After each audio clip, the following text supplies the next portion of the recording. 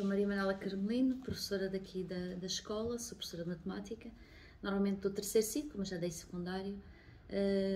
Pronto, trabalho nesta escola há 4 anos e vou falar um bocadinho da minha experiência. Primeira pergunta. Se soubesse o que sabe hoje, voltaria a optar por ser professora de matemática? Bem, a minha primeira opção nunca foi ser professora de matemática. Eu tirei o curso de matemáticas aplicadas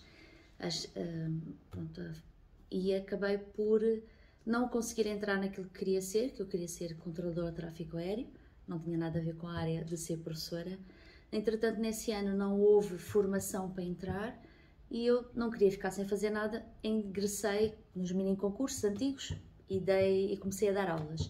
Apaixonei-me pela profissão e até hoje cá estou, portanto foi vários anos de complicados primeiros para conseguir entrar na carreira docente, porque precisamos fazer profissionalização, podemos fazer essa parte toda que eu não tinha, porque a minha primeira opção não tinha sido ser professora de matemática, mas estou cá por paixão.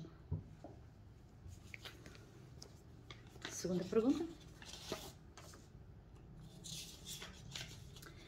Considera que as plataformas digitais são cada vez mais importantes no processo de ensino-aprendizagem? Sim.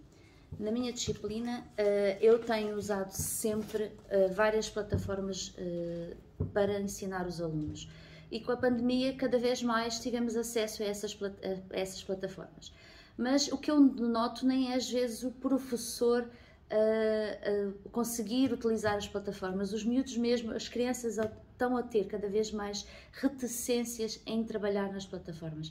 Eles gostam dos jogos, dos computadores, de jogar. Agora, quando nós pedimos outras coisas que seja relacionada com o ensino, tem havido uma grande resistência. As plataformas são muito boas. Eu uso, por exemplo, o Khan Academy, que é bastante pouco conhecida aqui nesta escola, mas eu comecei com um projeto novo este ano com o Khan Academy, no 7º ano. E o que eu vejo é a resistência deles no trabalho para utilizar a nível de sala de aula, para utilizar em casa, é a resistência dos alunos, não é propriamente dos professores, mas são bastante importantes as plataformas. Terceira pergunta.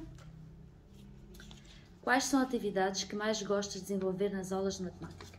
Bem, para mim, eu raramente dou aula de matemática na ótica em que eu estou só a explicar e os alunos a ouvir. Gosto imenso que eles trabalhem em grupos, em pequenos grupos. Portanto, as atividades que eu faço com eles dou uma pequena parte de explicação da matéria. A partir daí, eu gosto que eles trabalhem em grupos de 2, 3 e 4. Com esta pandemia, houve uma grande dificuldade nessa parte, mas este ano já não tivemos essa grande dificuldade. Portanto, pelo menos a pares, eles trabalharam bastante. Porquê? Porque possibilita que eles, um ao outro, os pares da mesma faixa etária, consigam explicar um ao outro a própria matéria. Enquanto o professor tem a sua maneira de explicar, eles às vezes, os que têm mais dificuldade, não conseguimos lá chegar. E entre eles conseguimos. E depois usei muitas vezes o Kahoot para diversificar estratégias. Usei várias vezes, quando havia possibilidade, o próprio Khan Academy dentro da sala de aula, só que aí necessitamos de coisas informáticas, como ou telemóveis ou tablets, que nem sempre as escolas têm acesso a isso, infelizmente. Quarta pergunta. Qual a verdadeira importância dos encarregados de educação, de sucesso educativo dos nossos alunos? Bem, eu aqui posso falar também um bocado na ótica de encarregado de educação, tenho 3 filhos. Com este processo da pandemia, eu denotei muito que o encarregado de educação também tinha um papel bastante importante. Porque estando os miúdos em casa e tendo que estar em aula por videoconferência, o papel do encarregado de educação, estando ali sempre atento se eles estão ou não concentrados naquilo que estão a fazer, foi bastante importante. Para além disso, todos os encarregados de educação que têm uma certa preocupação nas avaliações dos seus filhos, se eles estão a aprender, não é só terem boas notas, se eles estão a perceber ou não a matéria, ajuda imenso aos alunos verificarem o que é que necessitam estudar mais para evoluírem. Portanto, o encarregado de educação é um adulto que está sempre presente perante uma criança que pode não ter a capacidade de verificar se aprendeu ou não, e é muito importante. E cada vez mais eu vejo que aqueles encarregados de educação que estão sempre presentes Os filhos são totalmente diferentes daqueles em que o encarregado de educação ou não tem capacidade de ajudar ou que simplesmente não está presente. Quinta pergunta.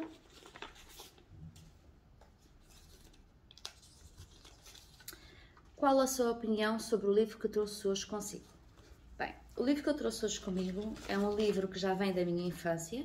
Portanto, eu estudei no Brasil até o meu 6º ano. Portanto, o livro não é português, é brasileiro. Mas foi o livro que eu apanhei no 5º ano, apesar da linguagem não ser propriamente adequada para um 5º ano, eu adorei o livro desde o princípio.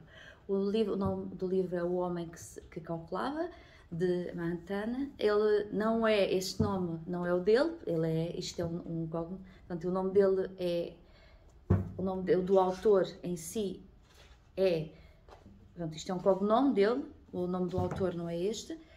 O Homem que Calculava é um livro em que ele explica muito problemas matemáticos, mas também brinca com os números, que era uma coisa que eu adorava fazer quando era mais jovem e mesmo ao longo dos anos.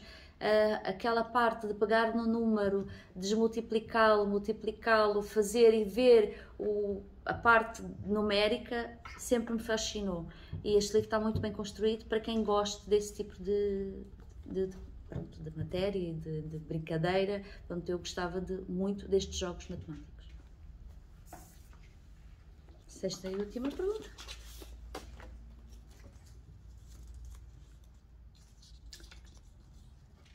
Qual é a sua palavra favorita e porquê?